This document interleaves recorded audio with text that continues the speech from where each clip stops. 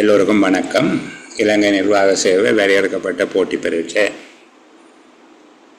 அதனுடைய பொது நிர்வாகம் தொடர்பான விடய ஆய்வு 1 என அழைக்கப்படுகின்ற வினாத்தாளுக்கான இன்னும் ஒரு வழிகாட்டல் செயலமர்வில் சந்திக்கிறோம். செப்டம்பர் மாதத்தில் இந்த வினாத்தாளுக்கான முதலாவது செயலமர்வு இது. ஏற்கனவே நாங்கள் பொதுச்சேவை ஆணைக்குழுவின் நடைமுறை விதிகள் தொடர்பாக கலந்துரையாடி கொண்டு வருகிறோம்.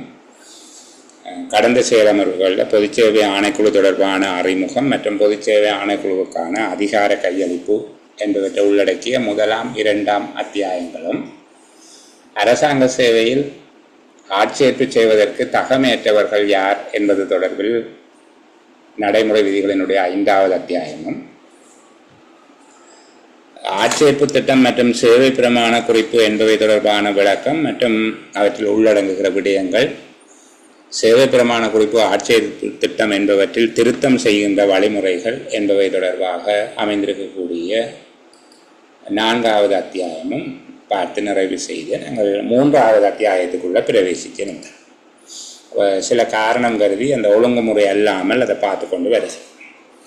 இதிலேயும் நாங்கள் 22வது உறுப்புரை நியமனம் என்பதற்குள்ள உள்ளடங்கக்கூடியவை எவை என்பதை பற்றி ஏற்கனவே பார்த்துருக்கிறோம். இருந்தாலும் கொஞ்சம் சுருக்கமாக அதை சொல்லிட்டு அங்கால நகருவாங்க. இப்போது நியமனம் என்பதற்குள்ள அடங்குபவை எவை என்று சொல்லி கேட்கப்பட்டால், நாங்கள் முதலாவது விஷயமாக பார்த்த நாங்கள் ஒரு பதவிக்கு நியமிக்கப்படுவது, பதவி ஒன்றுக்கு நியமிக்கப்படுவது என்று வருகிற போது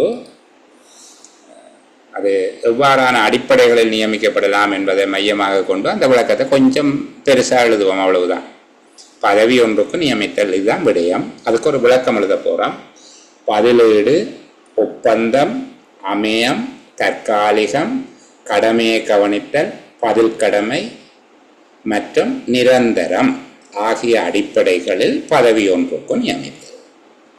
இந்த ஒவ்வொன்றுக்குமான விளக்கம் நான் உங்களுக்கு சொல்லிட்டேன். பதிலீடு என்பது தற்காலிகமாக ஒருவர் கடமைக்கு சமூகம் அளிக்க இயலாத சந்தர்ப்பங்களில் இன்னொருவர் பணியாற்றுவது தற்காலிக ஏற்பாடாக அது இருக்கும். நான் உதாரணத்துக்கு உங்களுக்கு சொல்லி தந்தேன். நான் ஒரு தபால் அதிபர், உபதபால் அலுவலகத்தில் பணியாற்றுகிற ஒரு தபால் அதிபர் கடமைக்கு சமூகம் அளிக்காத நாட்களில் இன்னொருவர் அங்கே வருவார். அவருக்கு நாள் அடிப்படையில் சம்பளம் வழங்கப்படும். அதை பற்றி நாங்கள் விளக்கமாக பிறகு பார்ப்போம். பதிலீடு என்பது அது. ஒப்பந்தம் என்பது கண்ட்ராக்ட் பேசிஸ் என்று கதைப்பீங்க. ஒப்பந்த அடிப்படையில் பெரும்பாலும் ஒரு வருடத்துக்கு நியமனம் வழங்கப்படுவது உண்டு. கேசுவல் அப்பாயின்மெண்ட் என்று கதைப்பாங்கள். அமையம் டெம்பரரி அப்பாயின்மெண்ட், தற்காலிகமானது. கடமையை கவனித்தல் என்பது கவர் அப் டியூட்டி. பதில் கடமை ஆக்டிங். இதெல்லாம் என்னென்ன மாதிரி நடக்கும் என்று பிறகு பார்த்துக்கொள்வோம். மற்றது நிரந்தரமானது. அதெல்லாம் நிரந்தரமானது தான் பெரும்பாலும் எல்லோரும் அரசாங்க சேவை என்றால் நிரந்தரமானது தான் கருத்தில் கொள்வார்கள். அதை விடவும் இதுக்குள்ள 6 விதமான அல்லது 7 விதமான விடயங்கள் இருக்கு. பதிலீடு, ஒப்பந்தம், அமையம், தற்காலிகம், கடமையை கவனித்தல், பதில் கடமை, 7வதாகத்தான் நிரந்தரம் என்று சொல்லுகிறார். என்கிற அடிப்படைகளில் பதவி ஒன்றுக்கு நியமனம் செய்தல். 2வது, அரசாங்க உத்தியோகத்தருடைய தற்போது இருக்கும் சேவை அந்தஸ்தில் மாற்றம் ஏற்படுவதும் ஒரு நியமனமாக கருதப்படும். நான் உங்களுக்கு உதாரணம் சொல்லி தந்தேன். முகாமைத்துவ சேவை உதவியாளர்கள் என்றிருந்தவர்கள் முகாமைத்துவ சேவை உத்தியோகத்தர்கள் என மாற்றம் பெறுகிற போது, அல்லது அபிவிருத்தி உதவியாளர்கள் அபிவிருத்தி உத்தியோகத்தர்களாக மாற்றம் பெறுகிற போது அந்த சேவை அந்தஸ்து, அதாவது உதவியாளர்கள் அலுவலர்கள் என மாற்றம் பெற்றார்கள். அது சேவை அந்தஸ்தில் ஏற்பட்ட மாற்றம். அசிஸ்டன்ட் வேறு, ஆஃபீஸர் வேறு. சரிதானே? அவ்வாறு மாற்றம் அடைகிற போது அது ஒரு நியமனம். அதே போல அரசாங்க சேவையில் உள்ள ஒரு பதவியை வகிக்கின்ற உத்தியோகத்தர் அரசாங்க சேவையில் உள்ள வேறு ஒரு பதவிக்கு, இப்போ சேவைக்கு அவர் நியமனம் பெற்று விட்டார், சேவையிலே அப்படியே இருப்பார், பதவி மாறும். உதாரணமாக பிரதேச செயலராக பதவி வகிக்கிறார், அவர் மேலதிக அரசாங்க அதிபராக மாற்றம் பெற்றார். இது வேறொரு பதவிக்கு நியமிக்கப்படும். ஆனால் சேவை ஒன்றுதான். அவர் இலங்கை நிர்வாக சேவையில் இருக்கிறார். இலங்கை நிர்வாக சேவை தரம் 1 என்பதுதான் அவர் வகிக்கும் சேவை.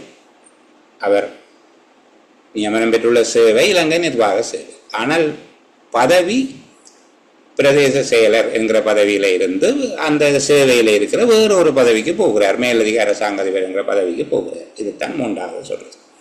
4வது, இப்போ தரம் இரண்டில் இருக்கிற ஒருவர் தரம் ஒன்றுக்கு பதவி உயர்வு பெறுவாராக இருந்தார். அரசாங்க சேவையில் குறைந்த பதவி தரத்தில் இருக்கும் உத்தியோகத்தர் ஒருவர் உயர் தரத்தில் உள்ள பதவி ஒன்றுக்கு நியமித்தார். இப்போ 2ல் இருந்து 1க்கு போகிறதும் ஒரு அப்பாயின்மெண்ட் தான். அதே போல அரசாங்க சேவையில இருந்து ஓய்வு பெற்ற அல்லது உரிய முறையில் பதவி விலகிய அரசாங்க உத்தியோகத்தர் ஒருவர் மீளவும் சேவைக்கு அழைக்கப்படுவது அல்லது சேவையில் நியமிக்கப்படுவது ஆகிய 5 விடயங்களை நாங்கள் நியமனம் என்பதற்குள்ள அடக்கலாம். இது தவிர நாங்கள் ஏற்கனவே பார்த்தது போல ஒரு பதவியை வரிதாக்கியவர் அல்லது பதவியில இருந்து நீக்கம் செய்யப்பட்டவர் மேன்முறையீடு செய்யும் போது அவரை மீள சேவைக்கு அமர்த்தி கொள்வது இதில் ஒரு முரண்பட்டதாக இருக்காது. அத்தியாயம் 5ல் சொல்லப்பட்டதுக்கு முரணாக இருக்காது. அத்தியாயம் 5ல் நீங்கள் படிச்சிட்டீங்க யாரெல்லாம் அரசாங்க சேவைக்கு வர முடியாதுன்னு சொல்லி. அப்போ ஏற்கனவே சேவையில இருந்து நீக்கம் செய்யப்பட்டவர் அல்லது பதவியை வரிதாக்கியவர் அதே பதவிக்கு வருகிற போது அதை நீங்கள் அந்த 5வது அத்தியாயத்தின் வகைக்குள்ள எடுக்கக்கூடாது. அவர் அப்படியே நீக்கம் செய்யப்பட்டு போயிட்டார் அல்லது பதவியை வருதாக்கி போயிட்டார். அப்படி போன பின்னாலே அவர் புதுசா ஒரு பதவிக்கு விண்ணப்பிச்சு வர முடியாது என்பதுதான் அதனுடைய பொருளாக நீங்கள் எடுத்துக்கொள்ள வேண்டும். சரி, இதே போல இந்த மேலே சொல்லப்பட்ட 5 வகையான நியமனங்கள்ல 5வது வகை நியமனம் அரசாங்க சேவையிலிருந்து ஓய்வு பெற்ற உத்தியோகத்தர் அல்லது முறைப்படி பதவி விலகிய ஒரு உத்தியோகத்தரை மீண்டும் அரசாங்க சேவையில் அமர்த்துதல் என்கிற விடயத்தை அரசாங்க சேவை ஆணைக்குழு மட்டும்தான் செய்யலாம். அரசாங்க சேவை ஆணைக்குழுவினால தத்துவம் கையளிக்க பெற்ற ஒரு குழு அல்லது தத்துவம் கையளிக்க பெற்ற ஒரு உத்தியோகத்தர் இதை செய்ய முடியாது. ஆனால் 1, 2, 3, 4 ஆகிய நியமனங்களை அரசாங்க சேவை ஆணைக்குழு அரசாங்க சேவை ஆணைக்குழுவினால் தத்துவங்கள் கையளிக்கப்பட்ட ஒரு குழு அல்லது அரசாங்க சேவை ஆணைக்குழுவினால் தத்துவங்கள் கையளிக்கப்பட்ட அரசாங்க உத்தியோகத்தர் ஆகியோர் செய்ய முடியும். சில வேளைகளில் அவர்கள் கேட்பார்கள், அரசாங்க சேவை ஆணைக்குழுவினால் மட்டுமே வழங்கப்படத்தக்க நியமனம் எது? இப்படி நீங்கள் நுணுக்கமாக எல்லாம் வடிவாக படிக்கணும்.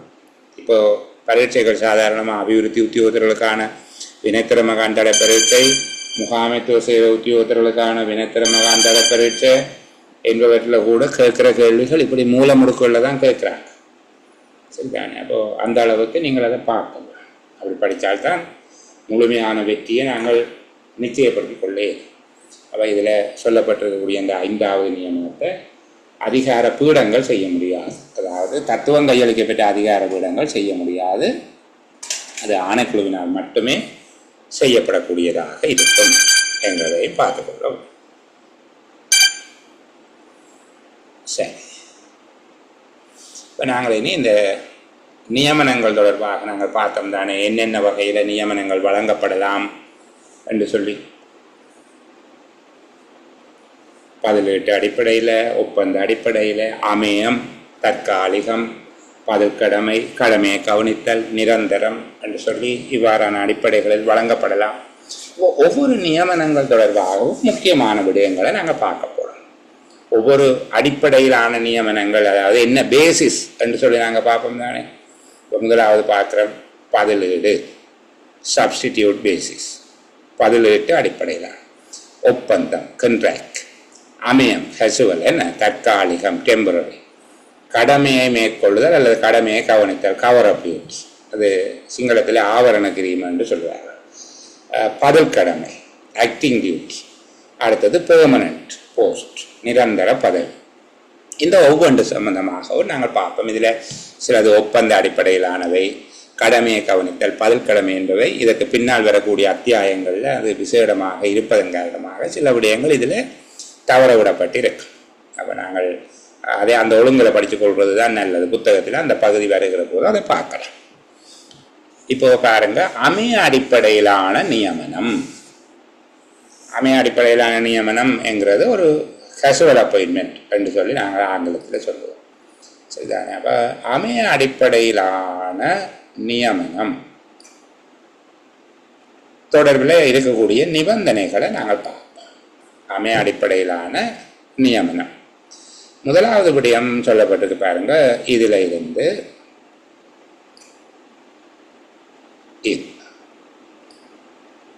முதலாவது விடயம் என்ன சொல்றாங்க? ஆண்டு மதிப்பீட்டில் அல்லது இயைவுடைய பணிக்கு அங்கீகரித்த மதிப்பீட்டில் போதிய அளவு நிதி ஒதுக்கீடு செய்யப்பட்டிருந்தால் மட்டுமே செய்யலாம். ஆண்டு மதிப்பீடு என்று சொல்றது பட்ஜெட். இப்போ ஒரு வேலை செய்யறதுக்கு பட்ஜெட் வருந்தானே, வரவு செலவு திட்டம். வரவு செலவு திட்டத்தில் காசு ஒதுக்கி இருக்கு. அப்போ அந்த வேலையை செய்விக்கிறதுக்கு நாங்கள் ஆட்களை அமைய அடிப்படையில் வேலைக்கு அமர்த்தி அந்த வேலை முடியும் மட்டும் அவையை கொண்டு வேலை செய்விக்கலாம். உதாரணத்துக்கு தேர்தல் கடமைகளுக்காக ஆண்டு மதிப்பீட்டில் நிதி ஏற்பாடு செய்யப்பட்டிருக்குது, நிதி ஒதுக்கீடு செய்யப்பட்டிருக்கிறது. நாங்கள் தேர்தல் கடமைகளுக்காக அமைய பணியாளர்களை தேர்தல் வேட்பு மனுக்கள் கோரப்பட்ட தேதியில இருந்து தேர்தல் முடிவடைந்து 2 வாரங்கள் வரையான காலப்பகுதிக்கு, அந்த அனுமதிக்கப்பட்ட காலப்பகுதிக்கு அமைய பணியாளர்களை வேலைக்கு அமர்த்துவோம். அப்போ இது முதலாவது ஆண்டு மதிப்பீடு. அல்லது இயைவுடைய பணிக்கு அங்கீகரித்த மதிப்பீடு. இயைவுடைய பணி என்றது தொடர்புபட்ட சேவைக்காக, தொடர்புபட்ட சேவை. இப்போ ஒரு கட்டடம் அமைக்கிறோம் என்று வச்சுக்கொள்வோமே, ஒரு கட்டடம் அமைக்கிறோம் என்றால் அந்த சம்பந்தப்பட்ட சர்வீஸுக்காக ஒரு அப்ரூவ்ட் எஸ்டிமேட் ஒன்று இருக்கு. அந்த வேலைக்காக ஒரு எஸ்டிமேட் ஒன்று ப்ரிப்பேர் பண்ணி இருப்போமே, அந்த அப்ரூவ்ட் எஸ்டிமேட்டில் அந்த வேலைக்கு என்று சொல்லி, உதாரணத்துக்கு ஒரு காணியில் நாங்கள் மதில் அமைக்க போகிறோம், கட்டடம் கட்ட போகிறோம் என்று சொன்னால் அந்த காணியில் இருக்கிற கட்டைகள் புதர்கள் போன்றவற்றை துப்புரவு செய்வதற்கு ஒரு மதிப்பீட்டு தொகை இருக்கு. 1 மில்லியன் ரூபா ஒதுக்கி இருக்குது என்று வச்சுக்கொள்வோமே. அந்த காணியில் இருக்கிற கட்டைகள் புதர்கள் போன்றவற்றை துப்புரவு செய்வதற்காக நாங்கள் 1 மில்லியன் ரூபா 10 லட்சம் ரூபா ஒதுக்கி இருக்கு என்றால் அது நாங்கள் குறிப்பிட்ட நபர்களை வேலைக்கு அமர்த்தி அவற்றை அந்த கட்டைகளை துப்புரவு செய்யலாம். அதுக்கண்டு காசு ஒதுக்கி இருக்குதானே துப்புரவு வேலைக்கண்டு சொல்லி.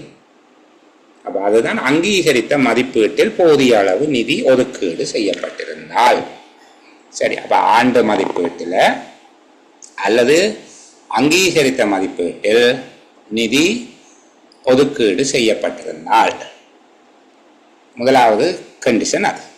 2வது கண்டிஷன்,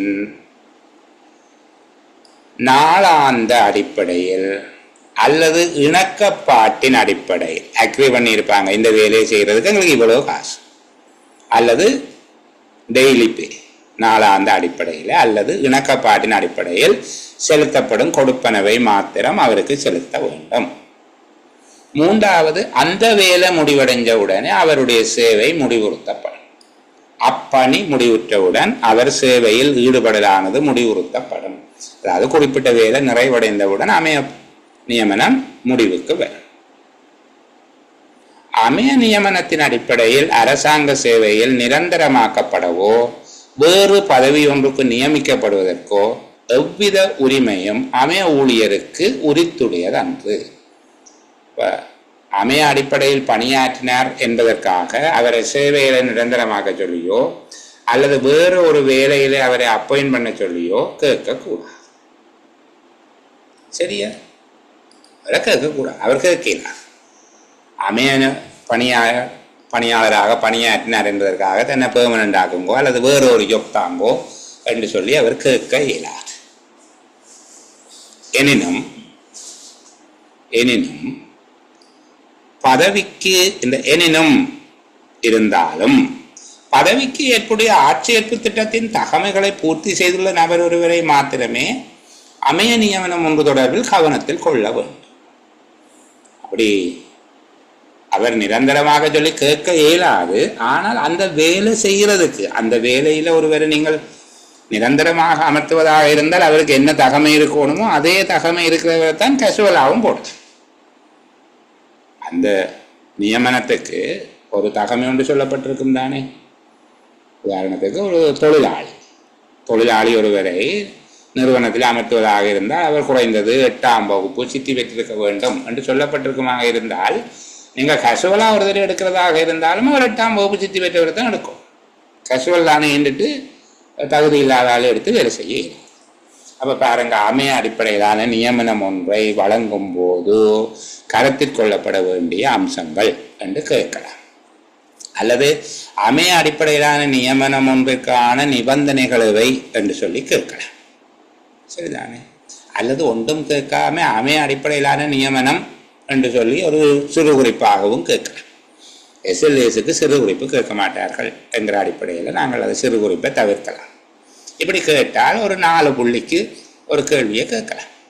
அமைய அடிப்படையிலான நியமனம் ஒன்றை வழங்கும் போது பின்பற்றப்பட வேண்டிய வழிகாட்டல்களை தருக என்று கேட்கலாம், அல்லது நிபந்தனைகள் என்று கேட்கலாம். அமைய அடிப்படையிலான நியமனம் ஒன்றில் காணப்படுகின்ற பண்புகள் என்று கேட்கலாம். எப்படி கேட்டாலும் இப்போ நீங்கள் நித்திரையில் தட்டி எழுப்பி கேட்டாலும் சொல்லக்கூடியதாக இருக்க வேணும். ஒன்று, அதுக்குரிய நிதி ஏற்பாடு செய்யப்பட்டிருக்க வேணும். அதுக்குரிய நிதி ஏற்பாடு செய்யப்பட்டிருக்க வேண்டும். அதை விளக்கமாக எழுதணும். ஆண்டு மதிப்பீட்டில் அல்லது தொடர்புடைய சேவைக்காக அங்கீகரித்த மதிப்பீட்டில், அந்த தொடர்புடைய சேவைக்காகன்றதை இதில் இருக்கிற வார்த்தையை பயன்படுத்தி எழுதுவோமே. இயைபுடைய என்றால் தொடர்புடைய, சம்பந்தப்பட்ட என்ற பொருள் அமையும். ஆண்டு மதிப்பீட்டில் அல்லது சம்பந்தப்பட்ட சேவைக்காக அங்கீகரித்த மதிப்பீட்டு, அப்ரூவ்ட் எஸ்டிமேட்டில் நாங்கள் நல்ல விதமாக இதில் இருக்கிற போல எழுதுவோம். இயைபுடைய பணிக்கு அங்கீகரித்த மதிப்பீட்டில், ஆண்டு மதிப்பீட்டில் அல்லது இயைபுடைய பணிக்கு அங்கீகரித்த மதிப்பீட்டில் போதிய அளவு நிதி ஒதுக்கீடு செய்யப்பட்டிருத்தல் முதலாவது கண்டிஷன். 2வது, நாளாந்த அடிப்படையில் அல்லது இணக்கப்பாட்டின் அடிப்படையில் செலுத்தப்படும் கொடுப்பனவை மாத்திரம் செலுத்துதல். 3வது, குறிக்கப்பட்ட பணி முடிவடைந்தவுடன் அவருடைய சேவை முடிவுறுத்தப்படுதல். 4, அமைய நியமனத்தின் அடிப்படையில் சேவையில் அமர்த்தப்பட்டவர் சேவையில் நிரந்தரமாக்கும்படி அல்லது வேறு பதவி ஒன்றுக்கு நியமிக்கும்படி கோருவதற்கு உரித்துடையவர் அல்ல.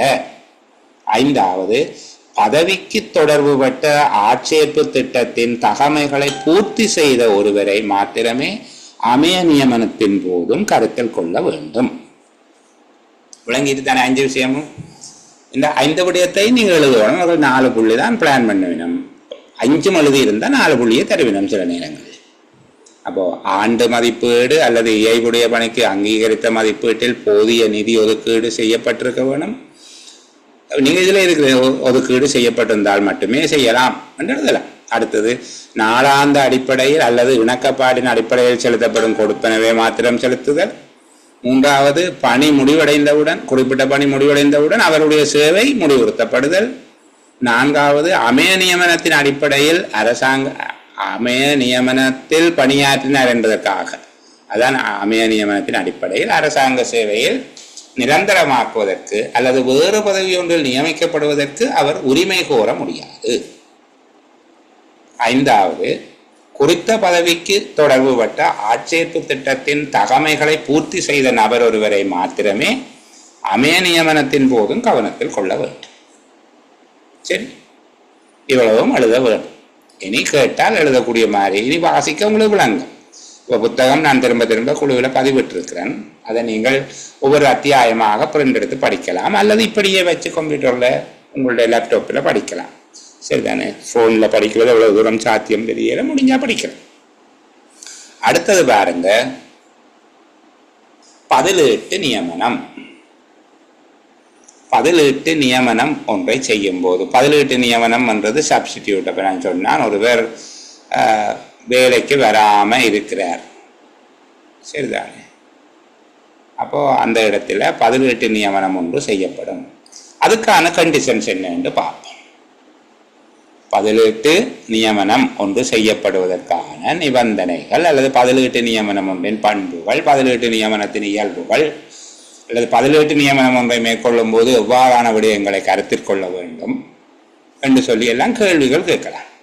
இதுக்கு பிறகு படிக்க முடிய கடைசியாக சொல்கிறீர்கள். நீங்கள் கேள்வி விடையா சொல்லியிருந்தீங்கன்னா அல்லது கேள்விகள் எப்படி வேறும் என்று சொல்லியிருந்தீங்கன்னா நாங்கள் படிச்சிருப்போம். அதைத்தான் சொல்லி கொண்டிருக்கிறேன்.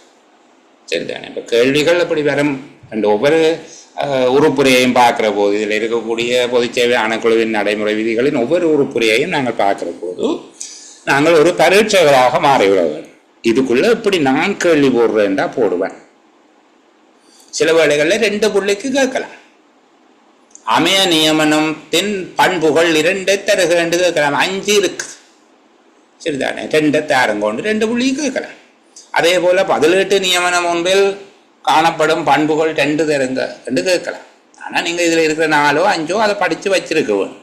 சில வேளைகளில் அங்கே இடம் இருக்குமாக இருந்தால் நீங்கள் 2 சேர்த்து ஒன்றா எழுதலாம். சரிதானே? இது ஆண்ட மதிப்பீட்டில் அங்கீகரித்த மதிப்பீட்டில் உரிய நிதி ஏற்பாடு செய்யப்பட்டிருப்பதோடு நாளாந்த அடிப்படையில் அல்லது இணக்கப்பாட்டின் அடிப்படையில் கொடுப்பனவை செலுத்துதல் வேண்டும். ஒன்று எழுதலாம். 2வது, சேவை முடிவடைந்தவுடன் அவருடைய நியமனம் முடிவுறுத்தப்படுவதோடு அமைய நியமனத்தின் அடிப்படையில் அரசாங்க சேவையில் நிரந்தர பதவி ஒன்றுக்கு நியமிக்கப்படுவதற்கான உரிமை எதுவும் அவருக்கு கிடையாது. 2 சேர்த்து எழுதிவிட்டால் எப்படி குறைக்கிறது உங்களுக்கு புள்ளியை? 2 தான் கேட்பார்கள். சில நேரம் 2 எழுதும் கொண்டு 2 புள்ளி கேட்பார்கள். அங்கே கோட்டை பார்த்துட்டு நீங்கள் 2 சேர்த்து ஒன்றா எழுதலாம். இப்போ உங்களுக்கு எல்லாம்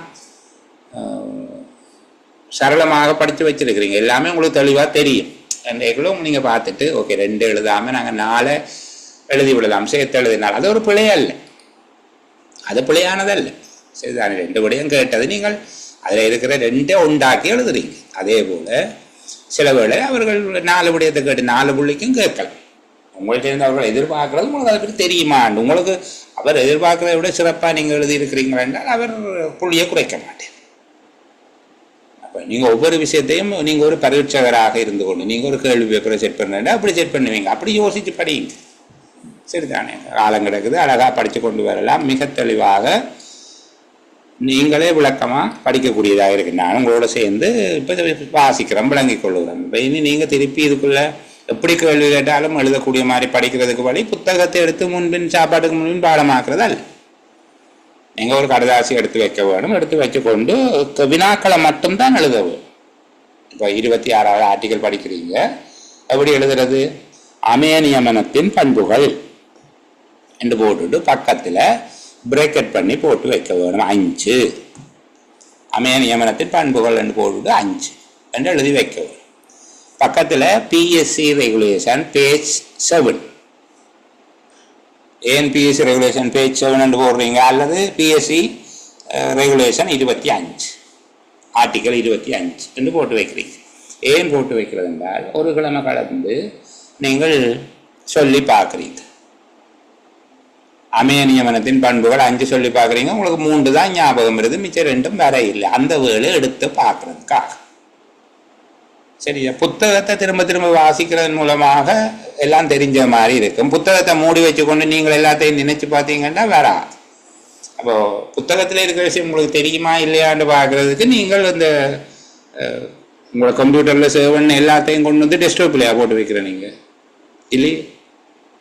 அந்த ஷார்ட்கட் ஐக்கான் மட்டும்தான் டெஸ்க்டாப்பில் இருக்கும். என்ன அதை இப்போ எது நீங்கள் கொண்டு கிளிக் பண்ணினா தான் ஓப்பன் ஆகும். அதே போல் நீங்கள் ஷார்ட்கட் ஐக்கான் இந்த விஷயங்களை உங்களுக்கு ஞாபகப்படுத்துறதுக்கு கிளிக் பண்ணுறக்கூடிய ஐக்கான ஒரு பேப்பர் எடுத்து அல்லது ஒரு நோட் புக் எடுத்தால் நல்ல. பேப்பர்ன்றதை விட A4 பேப்பரை நீளமாக மடித்து படிக்கிறேன். நான் அப்படித்தான் படிக்கிறது.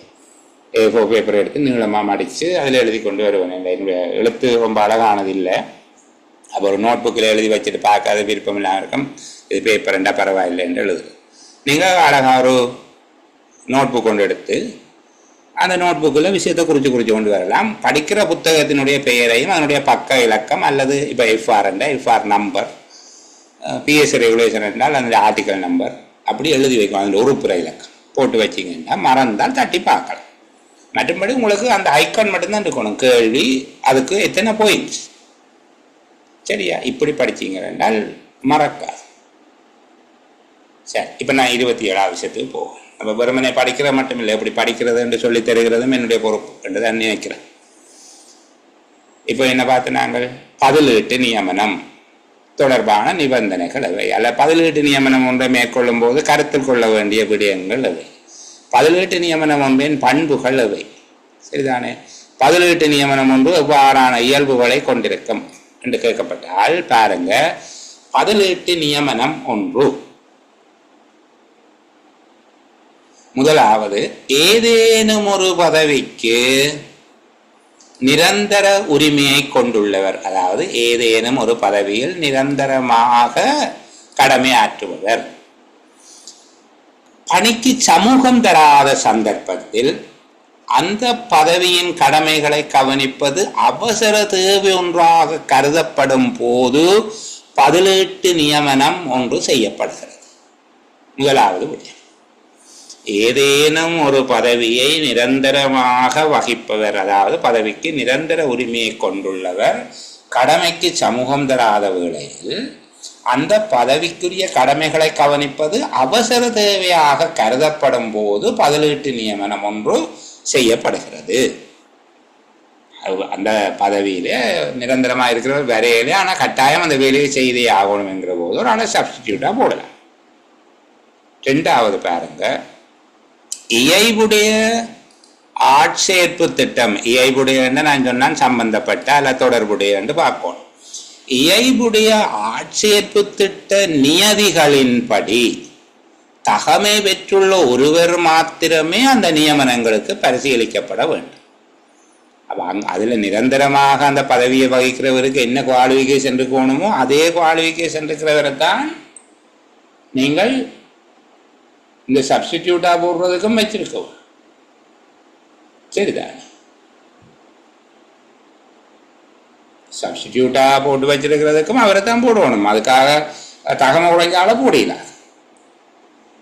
பதிலீட்டு அடிப்படை மீதான நியமனங்கள் நாளாந்த சம்பளம் வழங்கும் அடிப்படை மீது மட்டுமே செய்யப்படுதல் வேண்டும். அவர் டெய்லி பே தான் கொடுக்கிறது. எத்தனை நாள் வேலை செய்தாரோ அந்த நாளுக்குரிய சம்பளத்தை தான் கொடுக்க வேண்டும். பதிலீட்டு அடிப்படை மீதான நியமனங்கள் நாளாந்த சம்பளம் வழங்கும் அடிப்படை மீது மட்டுமே செய்யப்படுதல் வேண்டும். அடுத்தது, நிரந்தர பதவியை வகிப்பவர் சேவைக்காக திரும்பி வந்தவுடன் பதிலீட்டு நியமனம் முடிவுறுத்தப்பட வேண்டும். அவர் வந்தா போல இவர் வேலை செய்யலாம். அவர் வந்ததுக்கு பிறகு இவர் வேலை செய்ய இயலாது. அப்ப இந்த விடயங்களை கருத்தில் கொண்டு நீங்கள் இனி எழுதுவீங்கள். பதிலீட்டு நியமனம் ஒன்று கொண்டிருக்கும் பண்புகளவை அல்ல பதிலீட்டு நியமனம் ஒன்றை வழங்குவதற்கான நிபந்தனைகளவை, பதிலீட்டு நியமனம் ஒன்றை வழங்கும் போது கருத்தில் கொள்ள வேண்டிய அம்சங்களவை என்றெல்லாம் கேட்கப்பட்டா விளக்கம் எப்படி சொல்ல போறீங்க? ஏதேனும் ஒரு பதவிக்கு நிரந்தர உரிமையை கொண்டுள்ளவர் கடமைக்கு சமூகம் அளிக்காத காரணத்தினால் அந்த பதவியின் கடமைகளை கவனிப்பது அவசர தேவை ஒன்றாக கருதப்படும் சந்தர்ப்பத்தில் பதிலீட்டு நியமனம் ஒன்று செய்யப்படுகிறது.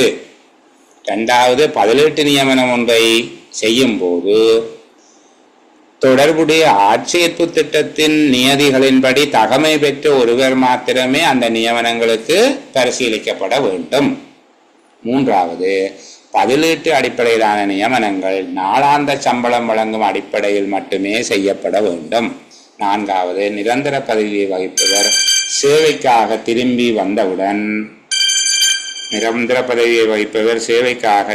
வந்தவுடன் பதிலீட்டு நியமனம் முடிவுறுத்தப்பட வேண்டும். சரியா? அப்ப எங்களுக்கு இப்ப அமைய நியமனம் சம்பந்தமாக கேட்டால் அதுக்குள்ள ஒரு 5 விஷயம் இருக்குது. பதிலீட்டு நியமனம் தொடர்பாக கேட்டால் 4 விடயம் இருக்கு. இப்படி எண்ணி படிக்கணும் எத்தனை பாயிண்ட்ஸ் என்று சொல்லி. சரிதானே? அமைய அடிப்படையிலையா அல்லது பதிலீட்டு அடிப்படையிலையா எப்படி என்று சொல்லி கேட்டாலும் நாங்கள் அதை எண்ணி படித்தால்தான் அது ஞாபகம் வரும். அப்போ நீங்கள் என்ன செய்ய போறீங்க பார்ப்பீங்க. பதிலீட்டு நியமனம் என்று போட்டுட்டு பிராக்கெட்டுக்குள்ள 4 பிஎஸ்சி ரெகுலேஷன் 27 என்று போட்டு வச்சிங்க என்றால் மறக்காத உங்களுக்கு. சரியா? அடுத்தது பாருங்க, இந்த 28, 29, 30 ஆகிய விடயங்களை நாங்கள் சேர்த்து பார்க்க வேணும். என்னென்னால், ஒரு நியமனம் வழங்குவதாக இருந்தால், ஒரு நிரந்தர நியமனமாக இருப்பது என்று நாங்கள் அடிப்படையில் வச்சுக்கொள்ளும். நிரந்தர அடிப்படையில் அல்லது ஒப்பந்த அடிப்படையில் அல்லது ஆக்டிங், கவரப், பதில் கடமை அல்லது கடமைகளை கவனித்தல், இந்த மாதிரியாக ஒரு நியமனம் ஒன்றை வழங்குவதாக இருந்தால் இந்த நியமனத்தை வழங்குகிற அதிகாரி நியமனம் வழங்குவதற்கு முன்பாக சில நிபந்தனைகள் பூர்த்தி செய்யப்பட்டுள்ளது என பரிசீலனை செய்து அவர் உறுதிப்படுத்திக் கொள்ள வேண்டும், திருப்தி அடைய வேண்டும். நியமனம் வழங்குகின்ற அதிகாரி நியமனத்தை வழங்குவதற்கு முன்பாக சில நிபந்தனைகள், சில கண்டிஷன்ஸ், அங்க சில நிபந்தனைகள் இருக்கும். There are some conditions. அந்த நிபந்தனைகள் பூர்த்தி செய்யப்பட்டுள்ளதா என்பது தொடர்பாக அவர் திருப்தி அடைய வேணும். அவர் சோதித்து பார்த்து சரி அதெல்லாம் இருக்குது என்றதுக்கு பிறகுதான் அவர் நியமனத்தை வழங்க வேண்டும் என்று சொல்லப்படும். அப்படியான விடயங்கள் என்ன என்று சொல்லி பார்ப்போம். சரிதானே? இப்போ முதலாவது சொல்லப்பட்டிருக்குது, தொடர்புபட்ட நிறுவனம், சம்பந்தப்பட்ட நிறுவனம், இயைபுள்ள நிறுவனம். நான் சொன்ன இயைபுள்ள என்றால் சம்பந்தப்பட்ட, தொடர்புபட்ட என்று சொல்லி, இயைபுள்ள நிறுவனத்தின் அங்கீகரிக்கப்பட்ட பதவி அணிக்கு உட்பட்டது, அப்ரூவ்ட் கார்டு. சரிதானே? அது அந்த நியமனமானது ஒரு நிறுவனத்தினுடைய அங்கீகரிக்கப்பட்ட பதவி அணியில் உள்ளதா என்பது முதலாவது அவர் உறுதிப்படுத்த வேண்டும். தொடர்புபட்ட அல்லது உரிய அதிகாரியினால், உரிய அதற்கென்று சொல்லி அந்த நியமனத்தை அங்கீகரிக்கிறதுக்கு ஒரு அதிகாரி இருப்பார் தானே. அவர் நிறுவனத்தினுடைய ஆளணி, பதவி அணி என்று சொல்லுவோம். காடர், அப்ரூவ்ட் காடர், அங்கீகரிக்கப்பட்ட பதவி அணியில அந்த பதவி இருக்குதா என்று பார்க்க வேண்டும். உதாரணமா நான் சொல்லுகிறது, ஒரு மாவட்ட செயலகத்துக்கு ஒரு தாதியை நியமிக்க முடியாது, நர்ஸரால போடலாம், டாக்டராலே அப்பாயின்ட் பண்ணிடலாம். இப்ப இன்றைக்கு இருக்கிற நிலைமையின்படி சில விட நாளைக்கு செய்யலாம். நாளைக்கு அமைச்சல இருந்து மாவட்ட செயலகங்களுக்கு ஒரு வைத்தியர் வெற்றிடம் உண்டு உருவாக்கப்பட்டிருக்குது. அந்த பதவி அணியில வைத்தியர்களுக்கான நியமனம் இருக்குது என்று சொல்லி சொன்னால் நியமிக்கப்படலாம். இப்ப ஒரு மாவட்ட செயலகத்துக்கு வைத்தியர் ஒருவர் தேவையில்லைன்னு இல்லை தானே. எத்தனை பேர் மனநல குறைபாட்டோடு இருக்கிறாங்க, உடல்நல குறைபாட்டோடு இருக்கிறாங்கன்னு. அப்படி குறைபாட்டோடு இருக்கிறார்களுக்கு வைத்தியம் செய்கிறதுக்கு டாக்டர் இருந்தால் நல்ல. ஆனால் நாங்களே டாக்டர் அப்பாயின்ட் பண்றது இல்லைன்றா எங்களுடைய அப்ரூவ்ட் கார்டர்ல டாக்டர் என்ற ஒரு போஸ்ட் இல்லை. அங்கீகரிக்கப்பட்ட பதவி அணியில பதவி கொண்டு இருக்க வேண்டும். இரண்டாவது, உண்மையாக அந்த பதவி வெற்றிடமாக காணப்பட வேண்டும். இரண்டாவது கண்டிஷன், அப்படி ஒரு பதவி இருக்கின்றதுக்காக 3-4 பேரை போடலாமோ, அந்த பதவியில இப்போ ஒரு தரம் இருக்கக்கூடாது, பதவி வெற்றிடமாக இருக்க வேண்டும். மூன்றாவது, அதற்காக நிதி ஏற்பாடு செய்யப்பட்டிருக்க வேண்டும். திரைசேரியினால் நிதியங்கள் வழங்கப்பட்டிருக்க வேண்டும். திரைசேரியினால சம்பளம் கொடுக்க வேண்டுமே அப்பாயின்மெண்ட். அப்ப திரைசேரியினால் நிதியங்கள் ஏற்பாடு செய்யப்பட்டிருக்க வேண்டும். நாலாவது, அந்த பதவி ஏற்கனவே நான் சொன்னது போல சேவை பிரமாண குறிப்பு அல்லது ஆட்சேர்ப்பு திட்டத்தை கொண்டதாக இருக்க வேண்டும். அங்கீகரிக்கப்பட்ட சேவை பிரமாண குறிப்பு அல்லது ஆட்சேர்ப்பு திட்டத்துக்கு அமைவாகத்தான் ஒரு நியமனத்தை செய்யலாம். அந்த பதவிக்கென அங்கீகரிக்கப்பட்ட சேவை பிரமாண குறிப்பு, ஆட்சேர்ப்பு திட்டம் இருக்க வேண்டும். இது எல்லாம் இருந்தாலும் ஐந்தாவது, நியமனம் செய்கிறவர் பார்க்க வேண்டும், தனக்கு அந்த நியமனத்தை வழங்கும் அதிகாரம் உண்டா.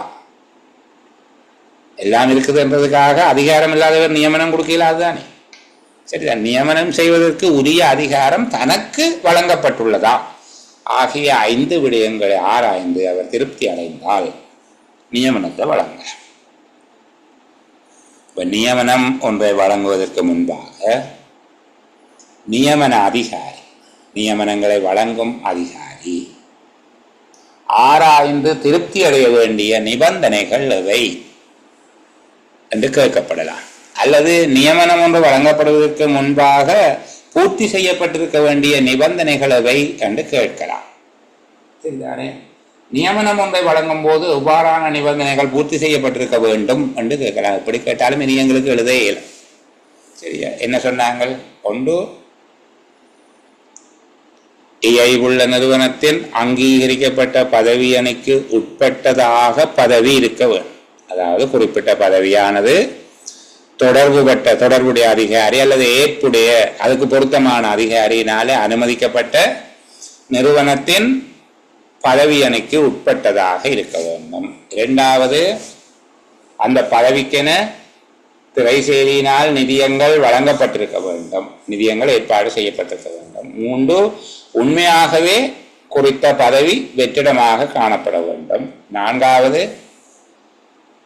குறித்த பதவி அல்லது குறித்த நியமனம் உரிய வகையில் அனுமதிக்கப்பட்ட சேவை பிரமாண குறிப்பு அல்லது ஆட்சேர்ப்பு திட்டத்துக்கு அமைவானதாக இருக்க வேண்டும். 5வது, நியமனம் செய்வதற்கான உரிய அதிகாரம் தனக்கு உரியதா, தனக்கு வழங்கப்பட்டுள்ளதா என்பதை நியமன அதிகாரி உறுதி செய்து கொள்ள வேண்டும். இந்த 5 நிபந்தனைகளோடு ஒரு நியமனம் வழங்கப்படும்.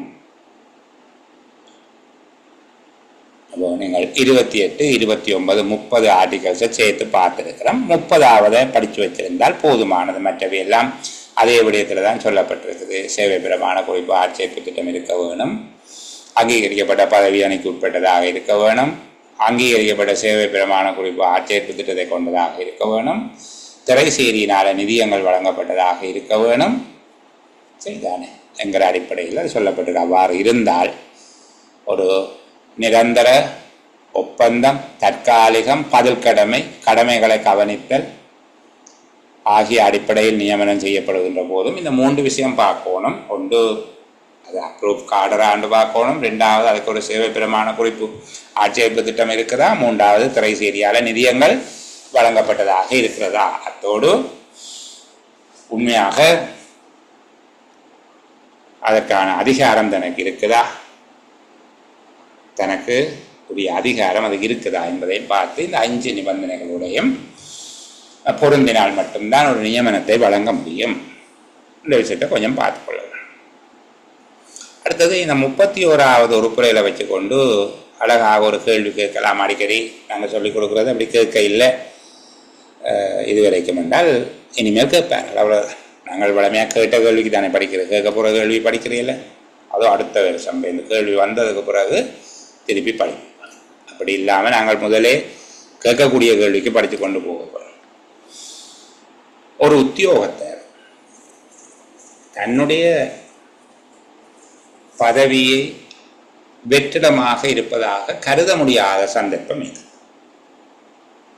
ஒரு உத்தியோகத்தர் பதவியை வகிப்பவர் என்று வச்சுக்கொள்ளும், ஒரு பதவியை வகிக்கும் அலுவலர் ஒருவர் உண்மையிலேயே கடமைக்கு சமூகம் அளிப்பதில்லை எனினும் அந்த பதவி வெற்றிடமாகிவிட்டது என்று சில சந்தர்ப்பங்களை நாங்கள் கருத முடியாது. சம்பந்தப்பட்ட உத்தியோகத்தர் கடமைக்கு சமூகம் அளிக்கிறார் இல்லை. ஒரு பதவியை வகிப்பவர் கடமைக்கு சமூகம் அளிக்காத ஒரு சந்தர்ப்பத்திலும் அந்த பதவியை நாங்கள் வெற்றிடமானதாக கருத முடியாது. எப்படியான சந்தர்ப்பத்தில் என்றால், ஒன்று, பதவியை வகிப்பவர் முழு சம்பளத்துடனான லீவில் நிற்கும் போது. உதாரணத்துக்கு ஒரு ஆள் மெட்டர்னிட்டி லீவில் நிற்கிறேன், சரிதானே, ஒரு பெண்மணி ஒருவர் மெட்டர்னிட்டி லீவில் அவங்களுக்கு சம்பளம் கொடுக்கணும், ஆனால் வேலைக்கு வாரையில் 84 வேலை நாட்கள். அதுக்கு பிறகு அரை சம்பள லீவு, சரிதானே. அதுக்கு பிறகு சம்பளம் இல்லாத லீவு 84 நாள். அரை சம்பள லீவு முதல் சம்பளத்தோடு 84 ஒர்க்கிங் டே, பிறகு அரை சம்பள நாளில் 84 கலண்டர் டே, அதுக்கு பிறகு சம்பளம் இல்லாமல் நோப்பையில் 84 கலண்டர் டே. அவர் வேலைக்கு வராமலே நிற்கிறார். ஆனால் அப்போது பதவி வெற்றிடமாக இருக்கிறது என்று சொல்லி வேறு யாரையும் கொண்டு வந்து போடலாமோ, வேக்கண்ட் வந்துடுதுன்னு சொல்லி புதுசாரோட அப்பாயின்ட் பண்ணலாமோ, பண்ண இயலாது, சரிதானே. அப்போ முதலாவது விடயம் என்ன சொல்றீங்க, பதவியை வகிப்பவர் முழு சம்பளத்துடனான விடுமுறையில் அல்லது அரை சம்பள விடுமுறையில் அல்லது சம்பளமற்ற விடுமுறையில் இருக்கும் போது, இந்த அரை சம்பள விடுமுறை அவர்கள் சொல்லேன் என்றால் அதுக்கும் சம்பளமற்ற விடுமுறைக்குள்ள அதுவும் வரும் என்று கருதி கொண்டு விட்டுட்டார்கள். நீங்கள் அதையும் சேர்த்து எழுதுங்க. முதலாவது, பதவியை வகிப்பவர் முழு சம்பளத்துடனான விடுமுறை அல்லது அரை சம்பள விடுமுறை அல்லது சம்பளமற்ற விடுமுறையில் இருக்கும் போது. இரண்டாவது, பிற கடமைகளுக்காக தற்காலிகமாக விடுவிக்கப்பட்டிருக்கும் போது, சரிதானே.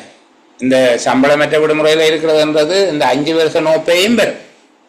5 வருஷம் சம்பளமற்ற லீவில் வெளிநாட்டுக்கு போன ஆக்களின் போஸ்டும் வேக்கண்டாக இருக்கிறதா கருதி, அது வெற்றிடமானதல்ல. பிற கடமைகளுக்காக தற்காலிகமாக விடுவிக்கப்பட்டிருக்கும் போது, சில டியூட்டிஸுக்காக தற்காலிகமாக விடுவிக்கிறது சில பேர், சரிதானே. அப்படி விடுவிக்கப்பட்டிருந்தால், இப்போ சில வேளை அரசாங்க சேவையில் இருப்பார், அவரே ஒரு விசாரணை ஆணைக்குழுவுக்காக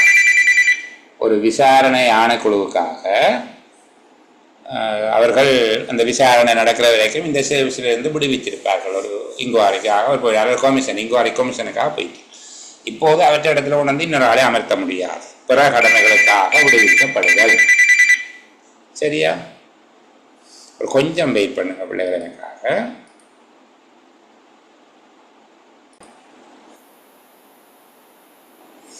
அப்போ அடுத்த கட்டம் பாருங்க பிள்ளைகள், பணித்தடை செய்யப்பட்டிருக்கும் போது சில வேளைகளில் ஏதாவது ஒழுக்காற்று காரணங்களுக்காக விசாரணை செய்வதற்காக அவரை நாங்கள் பணித்தடை செய்திருப்போம். அப்படி ஒரு இன்ட்ரடிக்ட் பண்ணப்பட்ட ஒருவர் உடனே அவர் இன்ட்ரடிக்ட் பண்ணப்பட்டார்ன்றதுக்காக அது வேக்கண்டா கருதி இன்னொரு ஆளை அப்பாயின்ட் பண்ண இயலாது, பணித்தடை செய்யப்பட்டிருக்கும் போது. அடுத்தது ஓய்வு பெறுவதற்கான தயார்படுத்தும் விடுமுறை. இந்த பென்ஷன்ல போறாக்கள் முன்னுக்கு அவர்கள் ஒரு குறிப்பிட்ட காலப்பகுதி, அதை பற்றி நாங்கள் படிப்போம். குறிப்பிட்ட காலப்பகுதி அவர் பென்ஷன்ல போறதுக்கு ப்ரிப்பேர் பண்றதுக்கு நாங்கள் கொடுப்போம். அவர் திடீரென்று வீட்டில் நிற்கிற போது அவருக்கு அது இயலாமல் இருக்கும். அப்போ கொஞ்ச நாளைக்கு வீட்டை நின்று பழகிறதுக்கு அல்லது ஓய்வில் நிற்கும் போது அவர் புதிய தொழில் ஏதேனும் ஒன்றை தயார்படுத்துவதற்காக நாங்கள் அவருக்கு கொடுப்போம். ஒரு 3 மாதம் வரைக்கும் லீவ் எடுக்கலாம். அப்போ ஓய்வு பெறுவதற்கு தயார்படுத்தும் விடுமுறை, அதான் ஓய்வு பெறுகை நோக்கிய லீவில் இருக்கும் போது பதவி வெற்றிடம் ஏற்பட்டுள்ளதாக கருதப்பட மாட்டாது. இப்ப கேள்வி விளங்குதா? ஏதேனும் ஒரு பதவியை வகிப்பவர் தனது கடமைக்கு சமூகம் அளிக்காத போதிலும் அந்த பதவி வெற்றிடமாக உள்ளது என கருதப்பட முடியாத சந்தர்ப்பங்கள் என்று கேட்கப்பட்டால், ஒன்று, அந்த பதவியை வகிப்பவர் அப்பதவியை வகிப்பவர் முழு சம்பளத்துடனான லீவு அல்லது அரை சம்பள லீவு அல்லது சம்பளமற்ற லீவில் இருக்கும் போது.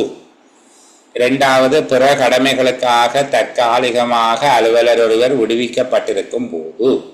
மூன்றாவது, உத்தியோகத்தர் ஒருவர் பணித்தடை செய்யப்பட்டிருக்கும் போது. நான்காவது, அலுவலர் ஓய்வு பெறுவதற்கான தயார்படுத்தும் விடுமுறை அல்லது ஓய்வு பெறுகை நோக்கிய லீவில் இருக்கும் போது பதவி வெற்றிடம் ஏற்பட்டுள்ளதாக கருதப்பட மாட்டாது. சரி, இவ்வாறு குறித்த அலுவலர் கடமைக்கு சமூகம் அளிக்க இல்லை, ஆனால் அவருடைய பதவி வெற்றிடமாகியுள்ளதாக கருதப்பட முடியாது. இப்போது அந்த பதவிக்குரிய கடமைகளை ஆற்றுவது அத்தியாவசியமானதாக இருக்கும் போது அவர் வர இல்லை டியூட்டிக்கு, ஆனால் அது வேக்கண்ட் ஆகிடுதுன்னு நாங்கள் எடுக்கவும் இயலாது. ஆனால் அந்த கடமையை கட்டாயம் செய்தே ஆக வேணும் என்கிற நிலைமை இருக்கும் போது நியமன அதிகாரி மேற்கொள்ளக்கூடிய தீர்மானம் யாது?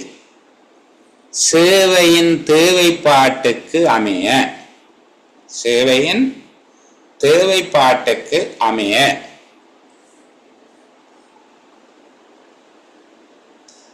அடிப்படையில் கடமைகளை ஆற்றுவதற்காக, இப்போ ஒரு டிரைவர் லீவ்ல நிற்கிறார் என்றால் ஒரு கேஷுவல் டிரைவரை எடுக்கலாம். அமைய அடிப்படையில் கடமைகளை மேற்கொள்வதற்காக அல்லது பதவியின் கடமைகளை கவனிப்பதற்காக, கவர் ஆஃப் டியூட்டி, பதவியின் கடமைகளை கவனிப்பதற்காக அல்லது குறித்த பதவியில் பதில் கடமை ஆற்றுவதற்காக, குறித்த பதவிக்கு ஒரு ஆக்டிங் டியூட்டி பதில் கடமை ஆற்றுவதற்காக நியமிப்பு ஒன்றினை செய்ய முடியும். சரிதானே? சேவையின் தேவைப்பாட்டின் அவசியம் கருதி நியமன அதிகாரி பதவியின் கடமைகளை ஆற்றுவதற்கான அமைய நியமனம் ஒன்றினை அல்லது பதவியின் கடமைகளை கவனிப்பதற்கான நியமனம் ஒன்றினை அல்லது பதவியில் பதில் கடமை ஆற்றுவதற்கான நியமனம் ஒன்றினை செய்ய முடியும். பாருங்க எவ்வளவு அழகா போட்டிருக்க ஒரு சின்ன விஷயம். 31வது ஆர்டிக்கலை எடுத்து நாங்கள் இந்த பிரிச்சு மேயர் என்று சொல்லுவோம். எவ்வளவு அழகா இருக்குது. அதுக்குள்ள மேல 4 மார்க்ஸுக்கு ஒரு கேள்வி இருக்கு. அதை 2 மார்க்ஸுக்கும் கேட்கலாம். நீங்க கேட்டா 2ஐயும் சேர்த்து அப்படியே 4ஐயும் தான் எழுதுவோம். 2 எழுதி போட்டு வரக்கூடாது. குறித்த பதவியை வகிக்கும் உத்தியோகத்தர் கடமைக்கு சமூகம் அளிக்காத போதிலும் அவருடைய பதவி வெற்றிடமாகி உள்ளதாக கருதப்பட முடியாத சந்தர்ப்பங்கள் எவை என்று சொல்லி கேட்கப்பட்டால் நீங்க என்ன சொல்ல போறீங்க?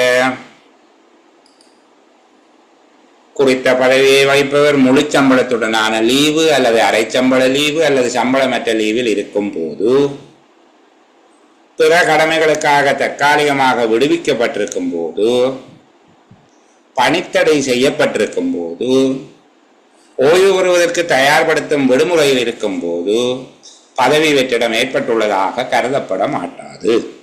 எழுத போறீங்க. சரி, அடுத்தது, குறித்த பதவியை வகிக்கும் அலுவலர் ஒருவர் கடமைக்கு சமூகம் அளிக்காத போதும்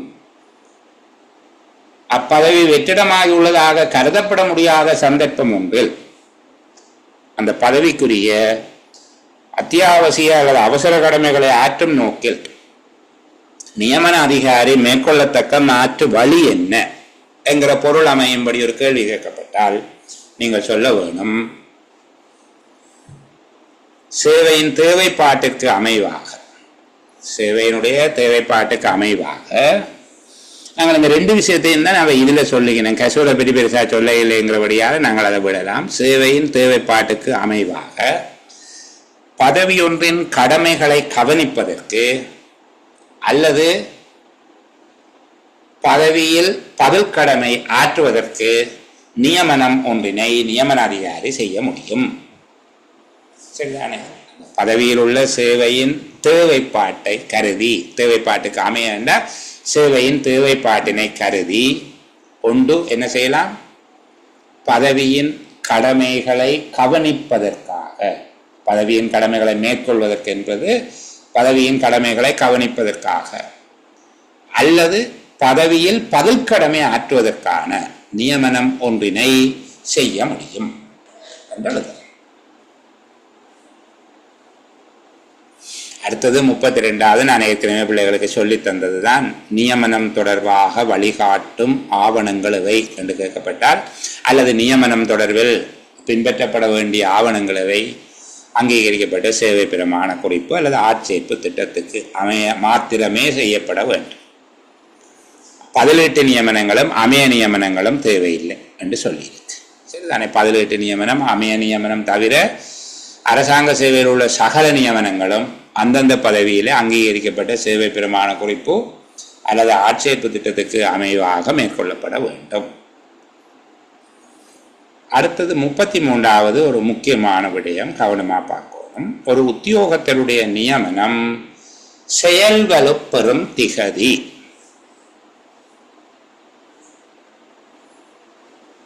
அதாவது அவர் எப்ப ஒருவருடைய அப்பாயின்மெண்ட் வேலிட் ஆகும் என்று கேட்கிறாங்க. ஒரு உத்தியோகத்தருடைய நியமனம் செயல் வலுப்பெறும் திகதி எவ்வாறு நிச்சயிக்கப்படுகிறது அல்லது தீர்மானிக்கப்படுகிறது என்று கேட்கப்பட்டால் நீங்க எப்படி விட சொல்ல போறீங்க என்று பார்ப்போம்.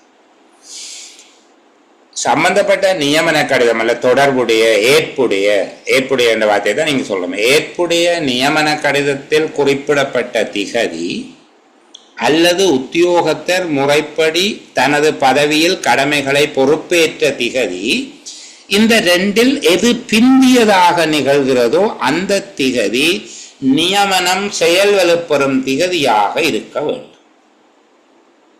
அப்பாயின்மெண்ட் லெட்டர்ல போட்டு திகதி ஒன்றிருக்கும் அல்லது அவர் போய் டியூட்டி அசூம் பண்ண திகதி ஒன்றிருக்கும். இந்த ரெண்டில எது பிந்தினதோ அதுதான் அவருடைய நியமனம் செயல் வலுப்பெறும் திகதியாக இருக்கு. அப்பாயின்மெண்ட் வேலிட் ஆகிற டேட் அதுதான்.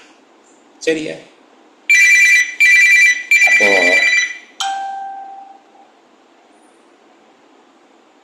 இப்படி நடக்குமா என்று சில பேர் அப்பாயின்மெண்ட் லெட்டர் வந்தவர்களுக்கு முன்னுக்கே டியூட்டி அசூம் பண்ணியிருப்பாங்களா என்று கேட்டால் இருப்பாங்க. உதாரணத்துக்கு இந்த பட்டதாரி நியமனத்தில் இருந்த பிள்ளைகள், பட்டதாரி நியமனம் பெற்ற பிள்ளைகளை பொறுத்தவரையில் அவங்க முன்னுக்கு போய் டியூட்டி அசூம் பண்ணுவாங்க. பிறகுதான் அவங்களுக்கு அப்பாயின்மெண்ட் லெட்டர் வந்தது. அவங்க ட்ரெயினியாக முன்னுக்கு போய் டியூட்டி அசூம் பண்ணிட்டாங்க. அப்போது அவர்களுடைய நியமன கடிதத்தில் இருக்கிற திகதி பிந்தினதாக இருக்கும், முறைப்படி பதவியின் கடமையை பொறுப்பேற்ற திகதி முந்தினதாக இருக்கும்.